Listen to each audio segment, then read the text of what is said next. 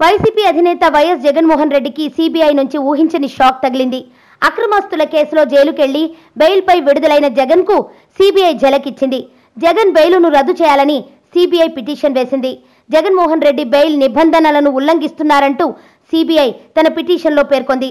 ప్రతిపక్ష నేతగా ఉన్న జగన్ సాక్షులను ప్రభావితం చేస్తున్నారంటూ పిటిషన్లో వివరించింది.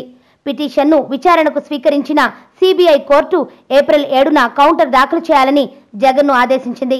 కేసును ప్రభావితం చేసే విధంగా జగన్ ప్రయత్నిస్తున్నారని, సీబీఐకి వ్యతిరేకంగా జగన్ అసత్య ప్రచారం చేస్తున్నారని ఆరోపించింది. సీబీఐ సరిగ్గా దర్యాప్తు చేయడం లేదని, కేసులో సాక్షిగా ఉన్న రమాకాంత్ రెడ్డి ఆరోపించారని, కేసులపై ప్రభావం పడుతుందని సీబీఐ పేర్కొంది.